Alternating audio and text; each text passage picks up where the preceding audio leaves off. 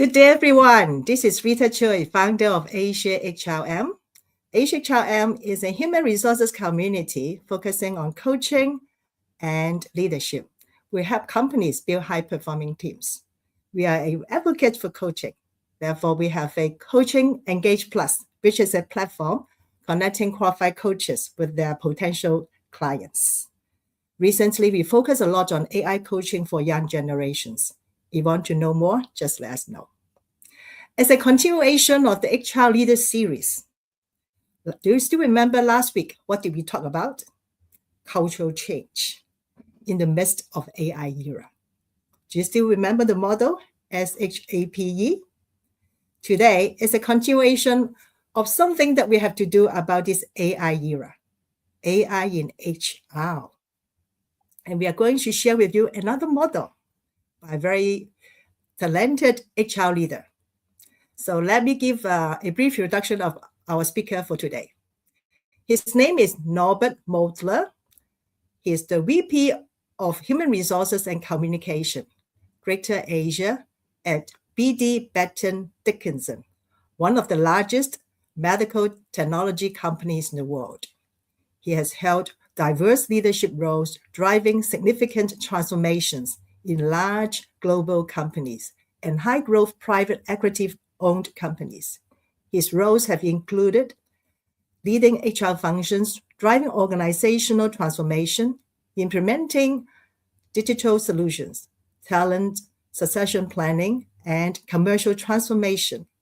Norbert has worked in various industries, including life sciences, supply chain, FMCG, and consulting, while living and working in Hong Kong, Hungary, Switzerland, the UK, the USA, Thailand, and Singapore currently for the past 10 years. He's the co-chair of AmChan Human Capital Committee.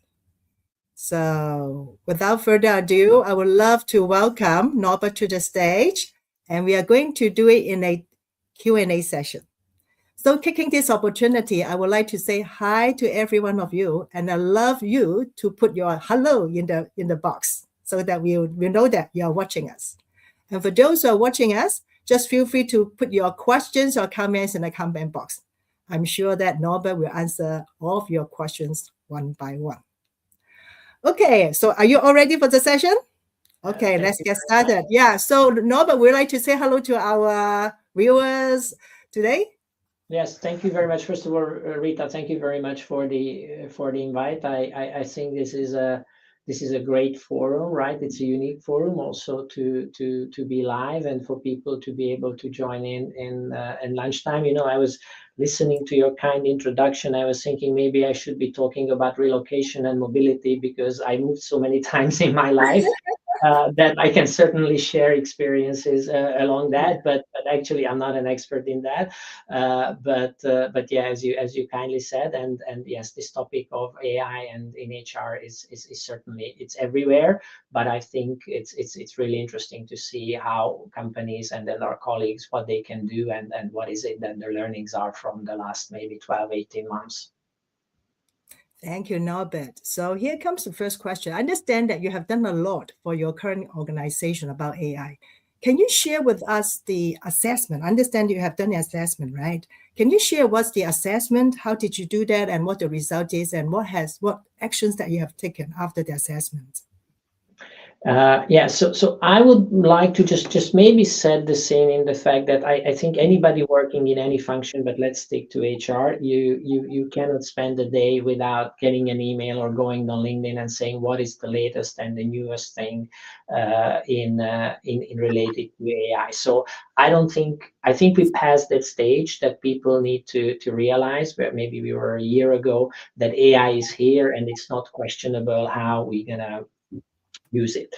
What I found through our own experiences as well, and in various forums and talking to peers, is what a lot of people struggle with is how to start and how to think about it, and then what is it that I should be starting with, right? Because people say you can use it everywhere.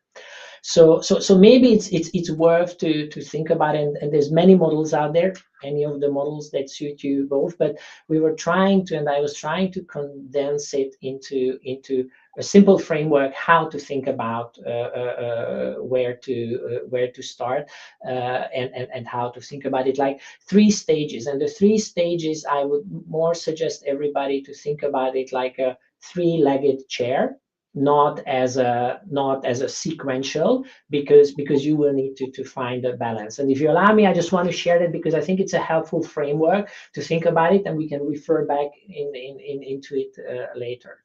So how to use AI, or what to use it?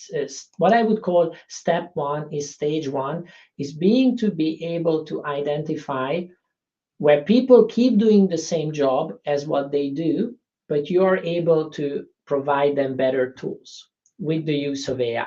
And I think that as a stage 1 is basically, it means that you start with familiar tasks, and you try to use AI to take a large part of that work away from it. It doesn't necessarily involve organizational transformation. I want to give you a couple of examples, right? Today, a lot of people are using AI to create job descriptions. A lot of people are using to personalize communication. If I'm writing an email to this group, to that group of people, you can use it to help you write performance reviews. You can summarize very well large round of data. So the logic is the same person, the same part of the organization does the same job, but they're gonna become more efficient through the use of technology. And I think this is a great place to start, to everybody, without having to invest a lot, and also getting better at using AI. So I would say this is one area. The second area, and we can talk about it more, is when you rethink processes already. That is broader, and in large companies that is sometimes harder. Obviously the benefits can be much better at that. So this is, for example, when you stage 2 is when you rethink existing processes, and you say, I'm gonna insert their AI, whether they are agents or whether you automate or whether you're using tools, and I'm rethinking the process. So for example, if you say, I'm gonna redesign the way we screen candidates, or the way we do onboarding, or the way we're gonna manage our performance calibration, and the AI agent is going to do a whole bunch of the work. So this is obviously much better benefits, but it's harder, because if you start here, then you won't be able to show any of the benefits, and you're already going for a larger scale organization design. Obviously huge rewards and benefits can be here. So stage 1, think about what can people do in that framework where they work already with their jobs. What are the tools that I can provide? Maybe a screening tool, maybe have them write job descriptions, maybe able to provide them with development plans, whatever. Second one, I am rethinking the process, and I'm automating, or I'm using AI, either tools, or I'm trying to take their. This is stage 2, but much harder to go about it, but much bigger benefits. And what I say is stage 3, and is becoming increasingly important as people realize, is the whole culture and ethics part. Where do we go with this? How far am I comfortable to allow the machine to go? What is our governance? How we ensure that it does what it's doing? And how do I supporting the organizational culture and reskilling in the use of the AI, both understanding, so people are not afraid of it. What does it do, right? If you say, hey, AI is doing some screening or assessment, it's a big scary word. How does that work? So again, I think it's a helpful model to say you need to manage all 3. One is start in a way that is easy, that people learn from, that gives you efficiencies. Then also you can use the stage 2, rethink the processes, how you redesign it, and at the same time you need to run and manage the culture, the skill set, the governance, the ethics of it. And you need to find to be able to have everything in each of the bucket, because if you miss just one of them, probably your stool's gonna fall. So let me stop here and say, because I think it's an important framework to think about. Thank you, Norbert. So we start with task, something that we are familiar of, right? And then process. Lastly would be the much bigger thing, that is the culture of the organization. So Yeah. among these three stages, right, what would be the most challenging one? So I think it's evolving, and if you look at the Mm, last 6 months or 9 months, I think some of the learnings that are coming out there are already advancing. I think one of the learning that is definitely coming out very clearly is companies and implementing AI, they can go about running pilots, but the scaling up and bringing really the benefits that have been pointed, that seems to be still waiting, right? There has been a study by MIT that there's a lot of the promises that were done by AI hasn't been actually achieved. And I think it's a mixture of couple of things. It's a mixture of human habits. It's that even though we say scaling up, people tend to go back to their Excel sheet, tend to go back to their use of thing, even though the process has been redesigned. So I think one of the most important things,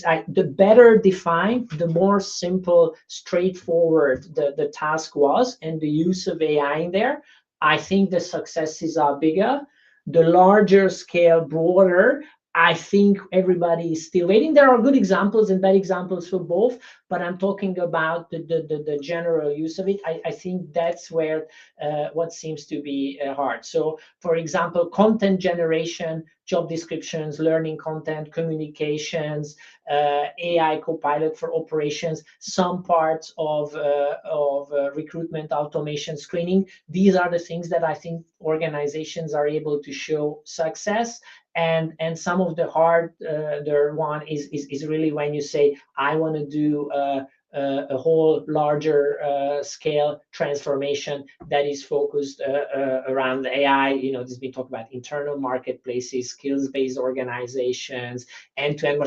Those are the ones that maybe are too big to bite off and be able to chew as well. And there's a million reasons, from inadequate data, there's a lot of talk of that, and so on. But I think what we have learned is it absolutely works. It can absolutely add quality. It can absolutely gain efficiencies. But I would strongly suggest to start with and have experiences, and that's what we're trying to do as well, with well-defined tasks versus to say, I'm going to change it. We will be able to, but I think that's going to come later as we are learning. And this is where HR organizations and others need to understand how it works. And this is where that sort of third leg that I just mentioned comes into play, right? The whole culture and ethics and capability part, that you need to be able to advance that together with what you want to do, because otherwise there's going to be a lot of just criticism and skepticism around the use of AI. Yeah, very nice. So with this three stages model, right, will you envision any changes in the HR roles? Oh, absolutely. I think HR organization, and that belongs to that, needs to adapt, right? So the first thing that I would say, again, on the first level, is it's absolutely essential that every HR leader, CHRO, focuses on getting the HR organization to be familiarized with how to use, within the scope of their job, I would say step one, AI. And that has a lot to do with what I would call prompting skills, right? And it's really funny. Again, there were some studies where in our private life, everybody's using ChatGPT, and you upload your medical data and you say, do this, do this. And when it comes to work, people are like, no, I don't want, why is the organization pushing? So there seems to be a big difference between the two.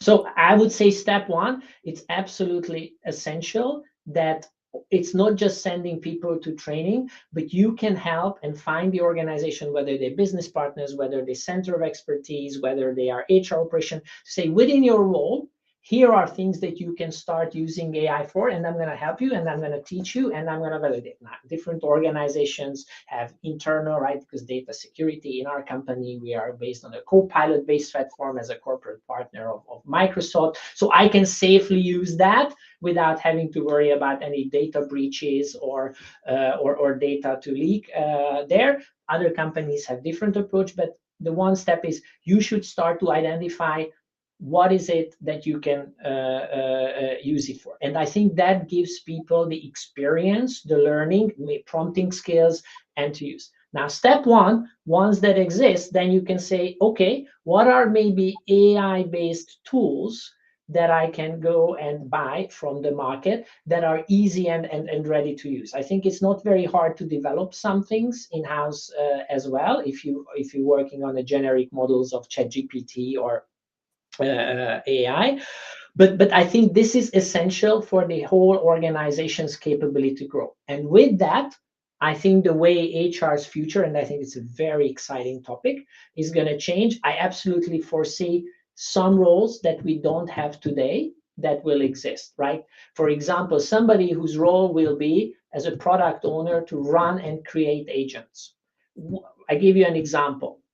You can have an agent that is actually coordinating, let's say, performance reviews and calibration and feedback.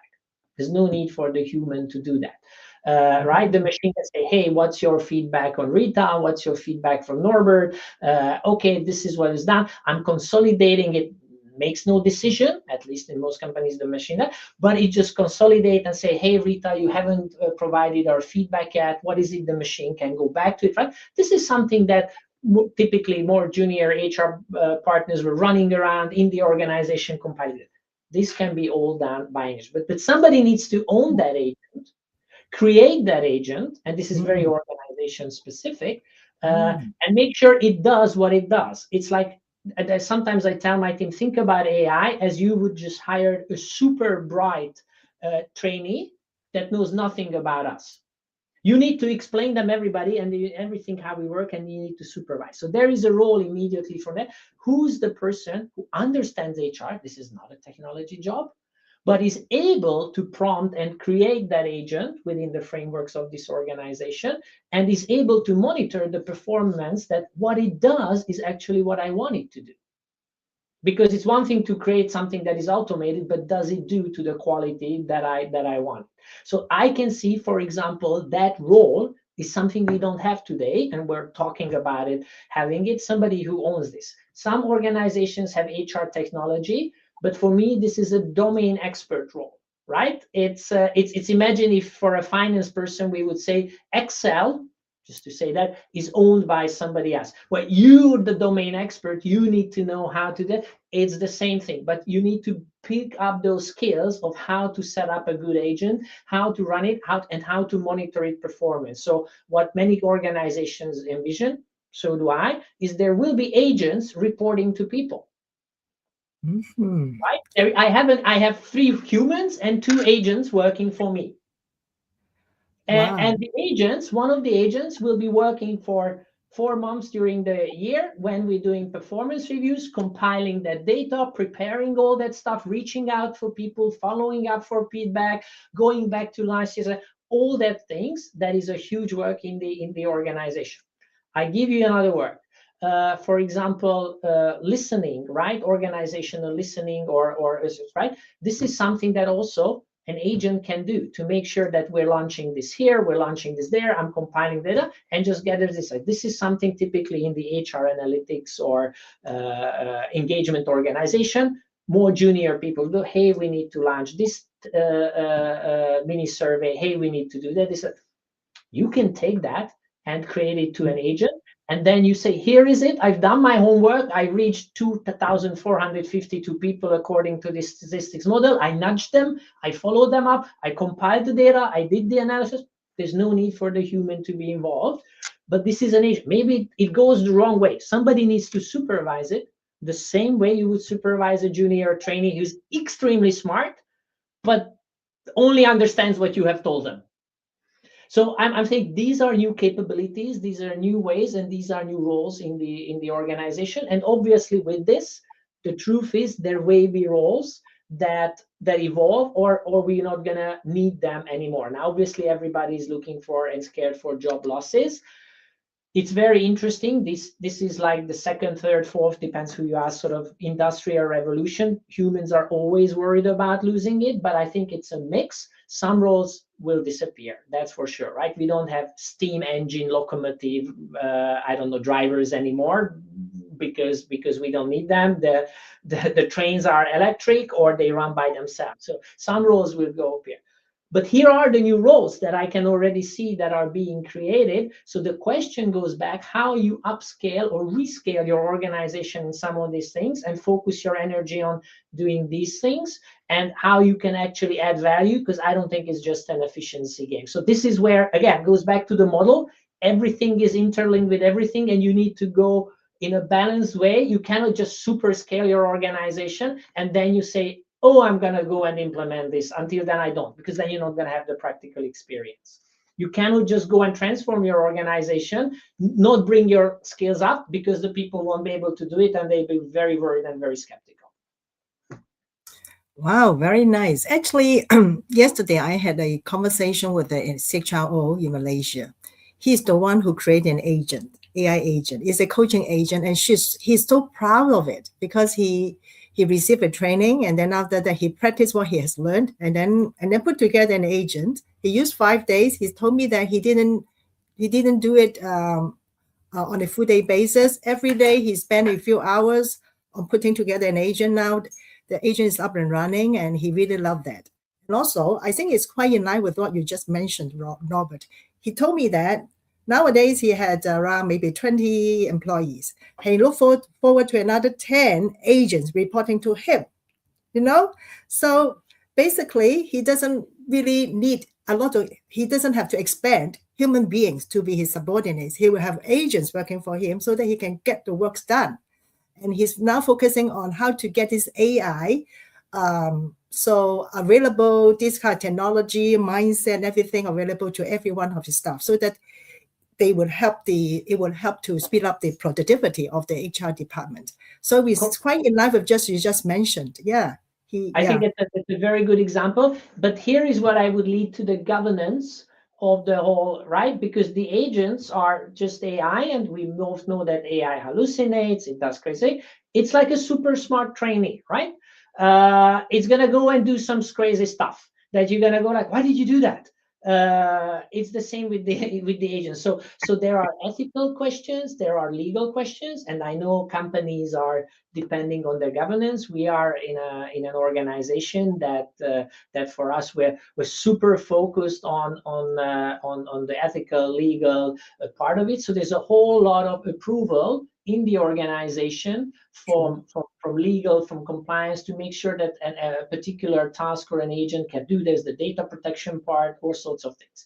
But this is where I'm saying sometimes my experience was, with the best intention, with some of the lawyers, they also learning how AI works. So they are a little bit skeptical to approve, because their mind is, where's the risk and what can go wrong? And there's a little bit of experimentation there. It's the same thing. I may have somebody go through a compliance training, the super smart trainee. They will say, I know everything, yet they go and do some stupid thing. So this is where the whole governance and also technology-wise, what is going to be your platform? Where are you going to host these agents? Who's going to own them? Who's going to supervise them? From the technology, what happens when you don't need it anymore? Who can adjust them?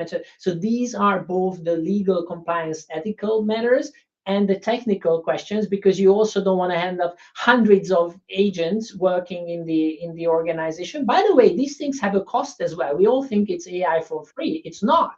So you all heard about how much energy it's using and how much water it's using, and it's actually crazy. But if you translate it to an organization, you're actually paying for the use of it. So very easily you will have to wait. It's not expensive, but it's not entirely free. But you also don't want to end up in a situation to say, I got hundreds or thousands in us. We were 70,000 employees. So imagine everybody got into it and started to build this. So there needs to be some governance. Who can decide? Like hiring a person, there is a governance, there is a selection. Who can decide? That's again another tool, and I think another capability that organization building up. not to be super loose, but also not to be super bureaucratic because you don't advance. So that's another area where I think HR has a role, is to guide this. But perfect example, it's exactly what people should be doing.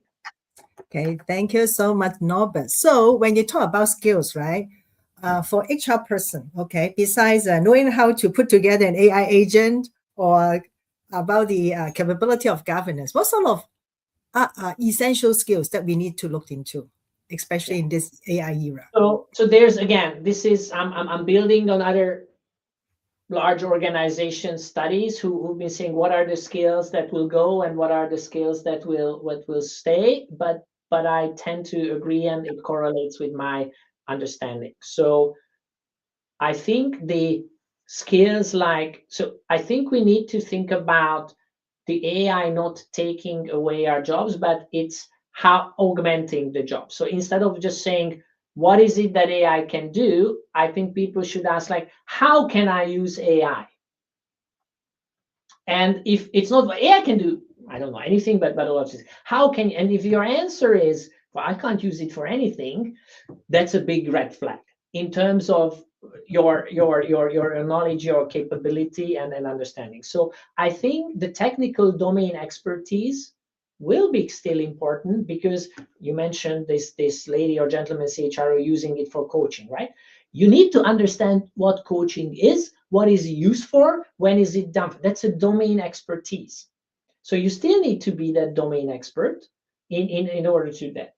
And then you need this being able to create, understand, and use enough technology, not like 10 years ago that you need to be a programmer and do that, but you need to be digitally savvy, AI savvy to use what it is. Then there is a big part that the machine will be able to use, but then all those things that the machine cannot do is the creativity, the empathy, the interpersonal skills, the building trust in the organization. I think those skills, innovation will be absolutely staying there if I'm staying in HR as well. And I personally believe I would add there one more thing, which is the curious problem solving, which is to say, here is an issue, and I know how I can use AI to help me solve that issue. No one else is going to identify that. You will have to identify that problem, and then you can say, here is how I can use AI to do. Here is how I want to use AI in my employee engagement plan, for example, right? So that kind of thinking will be, and those capabilities will be absolutely there in the future as well.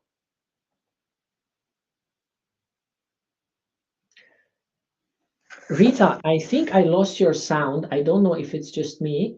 Oh, sorry. Yeah, Yeah. sorry. Yeah. Sorry. So thank you so much, Norbert. So you mentioned being a domain expert, right? Otherwise, you're unable to put together an AI agent. Has to be AI savvy, and also be creative, interpersonal skills, trust building, being empathetic, and also have the problem solving skills. And earlier you mentioned about governance, right? How do we strike a balance between governance and this kind of trust and innovation skills? Yeah, I think this is what I'm saying. It's a real challenge, and right, because let's look at what happened with social media, right? 10 years ago, 15 years ago, it was like, this is gonna democratize the world. It's gonna be, and then in the last 5-10 years, we all learned about the negative effects of social media. And I think it's a warning that needs to be a sign that no technology, including AI, has without its downside. I think we're still exploring and we're learning what it is. So the governance of balance between progression and the domain expertise, and here is how I want to use it, the legal case, the ethical case, and the technology management is what needs to be there. Let me explain. You need to progress, and we need people to say, here is what I want to use it for, like the CHRO, like that. I also have agents that I build. This is what I want to do. You need the legal framework, right? There are already, especially for example in Europe, but everywhere else, there's very strict rules about what AI can do and what AI is not allowed to do. Like Europe is famous for GDPR, the data protection law. There are already rules implemented, for example, in Europe, and it's coming in other places. What is it like? The machine cannot assess people and make decisions on the career. So that's I think is a rule that we all can sign up for. So how do I make sure that I fit into that framework? Then comes the ethical, moral part, which goes a lot with people's familiarity and understanding what AI does, how it works, and whether you skill them and they have an experience. If it's a black box and all they see that this thing is going to just take my job away, right? This is where the human skills come in. How do you build that trust? How you help people to upscale? How you get them to understand what they can use it for? How they can. This is the first. And then the fourth part is the technology, because you cannot have all just these agents running around and all these solutions that you buy from a market in a company. There has to be a technology platform. There has to be some sort of governance in terms of what technology you use, how you ensure data security, how do you ensure privacy, and also how these platforms talk to each other, because data quality is a big thing that everybody's learning with AI, right? The famous garbage in, garbage out. I don't think that. I don't think it's garbage in is still garbage out. So you have to find that balance. What I learned over the last year and a half that we've been dealing with this is that it's actually hard, and the organizations are learning, and a lot of people from technology side tend to be enthusiastic, but technology is changing so fast that maybe they're not always thinking at the forefront, and by the time the meeting happens, technology has changed and it's outdated. From the legal side, I think every time, like, law is usually a little bit behind catching up with technology, so there is often a lot of worries and fears of how can go wrong. The best example is, for example, you want to use AI in selection. How are you going to make sure it's fair and then unbiased? That's a very adequate example, which can put you, apart from not having a smart way of selecting people, it can put you into unfairness and even legal risks, right? If you do that. So I would say it's learning, failing, and but also not being able not to take any risks as well. And different organizations will have different risk appetite depending on the nature of the organization. But having these committees, these boards that can approve, that review, going fast, trying to experiment, launching sort of what I call minimum viable product that does something but doesn't do everything that we're imagining. I think this is the way to go. Yeah, I like you saying learning, failing, and then yeah, it depends on the tolerance level of the company, right? But if a company is innovative, right, I think they will always encourage that kind of failing, but within a tolerant level. This is what I understood from a lot of companies. Yes. So Norbert, I have a question here for you. So what evidence-based indicators should HR leaders use to distinguish meaningful AI progress from inflated vendor claims, especially in the early stage adoption?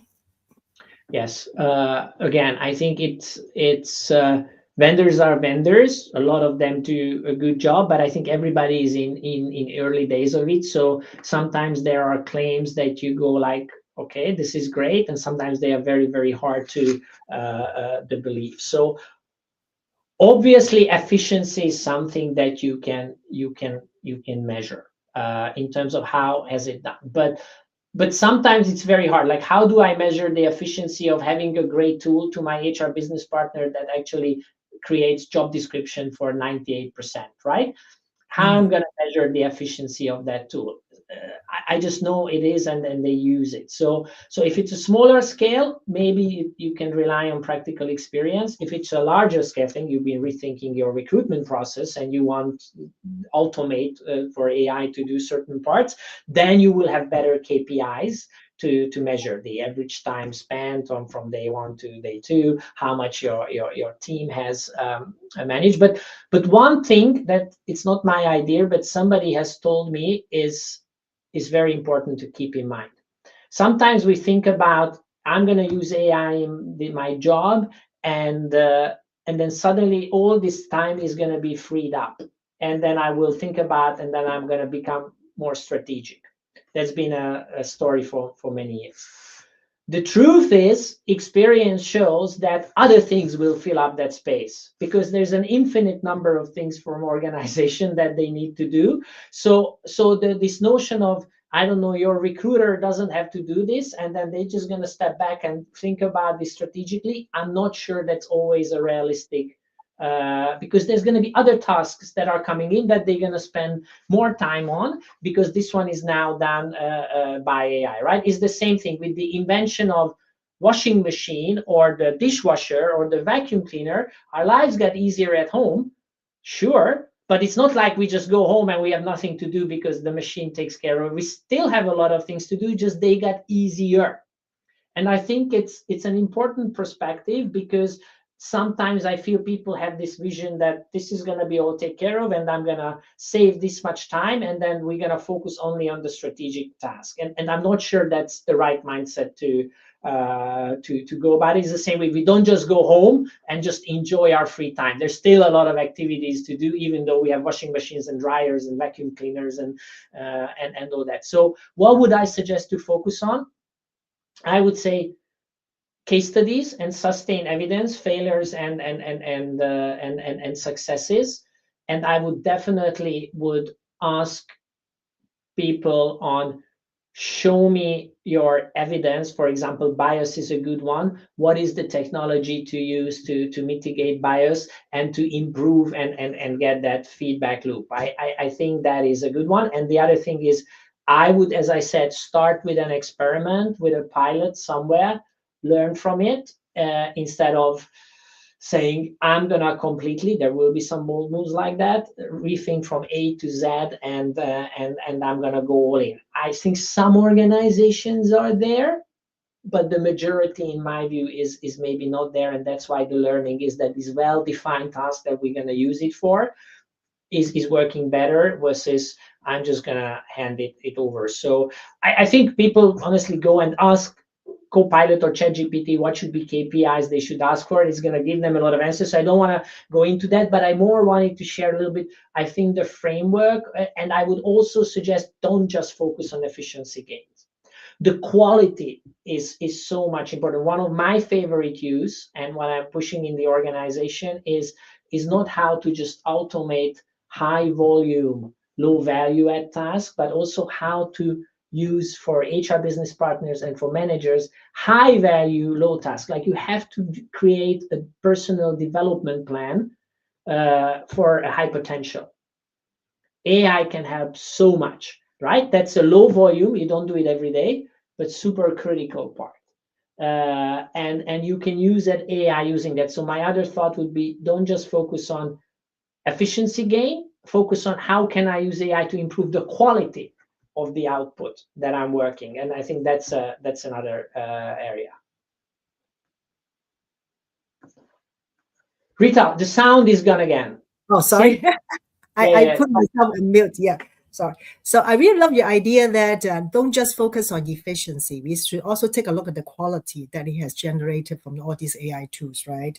And also start with experiment and case studies, and study some of the failure and success cases and so on. Very nice. So thank you so much.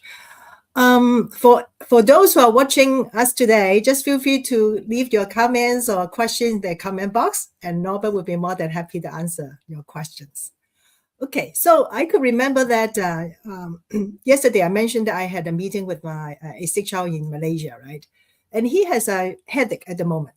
He really wants to speed up this AI application in the HR department. So Norbert, what would be your advice? He really wants to speed it up because he can see that he really make the people very productive. He really want to get away a lot of tedious work and so on. What would be the advice for him? It goes back a little bit to at least my thinking framework with this three-legged stool, that you have to keep the balance. My question is, what is it slowing it down? Is it the capability, the skill set of the people? Is it the governance that his organization is a little bit resistant to approving or agreeing using more technology?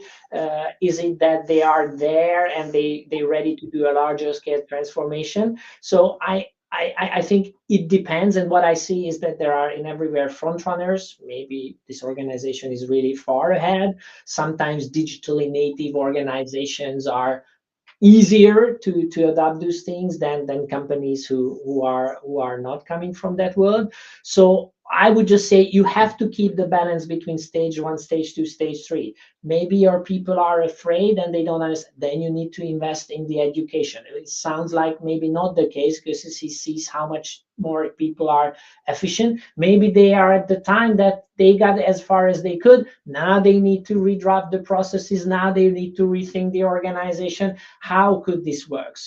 So I don't think there's one size. It depends where they are, and keeping the balance between that.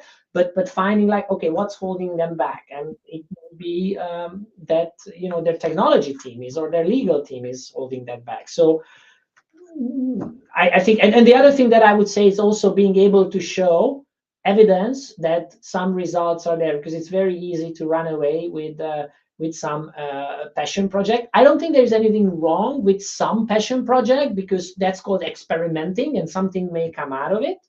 But I think you need to be able to say, we've done this for 6-9 months.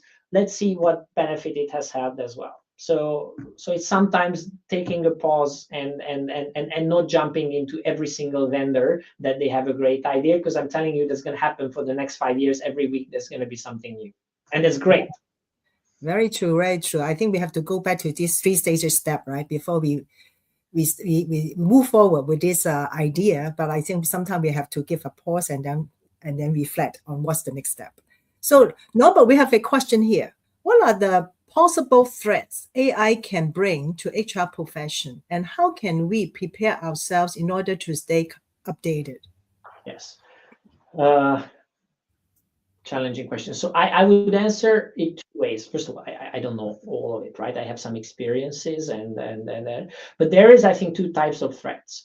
One that we can already foresee, and there's going to be some that we don't foresee yet, but it's going to happen, which is like the negative effect of social media. Nobody foresee it 15 years ago, but now we have seen it. So I think with the first one, the possible threats that I can see is, for HR, is that it becomes nothing more than just another way of squeeze the juice out of the organization and gain some more efficiency. And if that's what becomes in an organization, right, to say, oh, this is great, I can automate this, I need 6 people less. If AI will get only positioned that in an organization, I think HR will be maybe on the wrong side of history with this. And I think HR has the unique opportunity to say, this is not only for gaining efficiency, sure, we gain some, but it is also about improving quality, helping people to do their jobs better, and being able to express what is it that the workforce, as the stakeholders, gets out of AI. Right? Efficiency, it's great for the organization, but nobody's going to come and say, hey, Norbert, work only 5 hours a day because we're now so AI, right?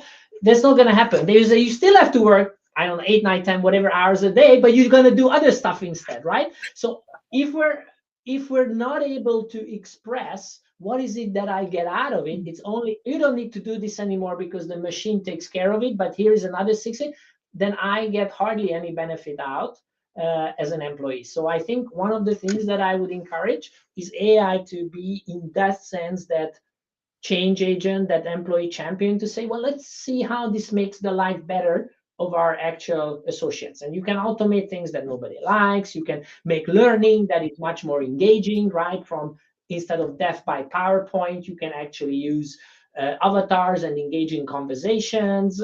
So these are the things where you can say HR can bring value instead of just gaining efficiency. And people will say, I enjoy using AI, it gives me value. Why? Because the learning programs we run got much more engaging, instead of just the click, click, click, click, click, watching the automated PowerPoint and somebody talking there.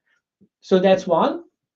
How can we prepare? This is what I'm saying. If somebody is at a stage at this moment, then they have to think really deep that how could they use AI in their job? What would be the thing beyond the Google search, right? Tell me what's the then they are probably starting to be left behind.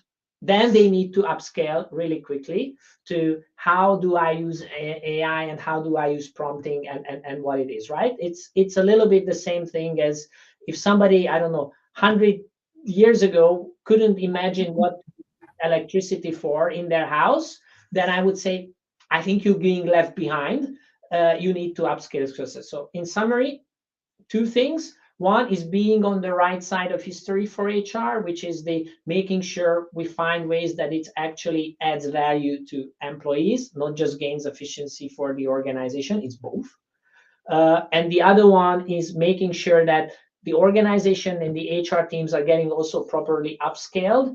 And for me, a good KPI is, are you able to say, here is how I can use AI, here is what it is. It's the same thing if 20 years ago somebody was not able to say what to use Excel for or PowerPoint for, I'd say you're probably not understanding what these tools are for, right? That's what AI is for. So that for me is a good rule of thumb. Norbert, I love your positivity. So don't think it's a threat. Ask ourselves, what value can we bring to an organization, right? And of course, we have to upkeep ourselves with all this AI technology in order to perform better, not just to improve our efficiency, but also our quality, right? Very nice. Thank you, Norbert, for the wonderful session. A lot of insights. I particularly like your three stages, right? From task to process, and then the bigger thing, the culture. I really love that. And also the skills, right? Besides putting together AI agents, we also have to focus on the human side of skills, like being empathetic, problem-solving skills, innovation, and so on. And more positively is that we need to focus on our value to be brought to the organization and always upkeep ourselves with all kinds of AI technologies in order to bring our value and also improve our quality of work for an organization. Very nice. So Norbert, any closing remarks for us? Yes, you summarized it as good as Copilot or ChatGPT would have summarized if we uploaded the content of this meeting. So thank you very much. That's what I mean. I'm optimistic. I think it is something that can bring great value. But again, there is the learning, yes, from social media that there's no free lunch, there is no free ride, there are going to be issues. But I really believe HR is in at a stage where it can create a lot of value for the organization and for the employees through the smart use of this technology. And that's what I passionately believe that it can augment what we do, and it can amplify and make it much more value creating besides only efficiency. Yeah. Thank you, Norbert, for the wonderful closing remarks. So here comes the end of our session. Thanks, Norbert, again for the wonderful session. And we will see each other next Wednesday at the same time. So just wish everybody the very best and enjoy the rest of the week. Thank you so much. Thank you, Norbert.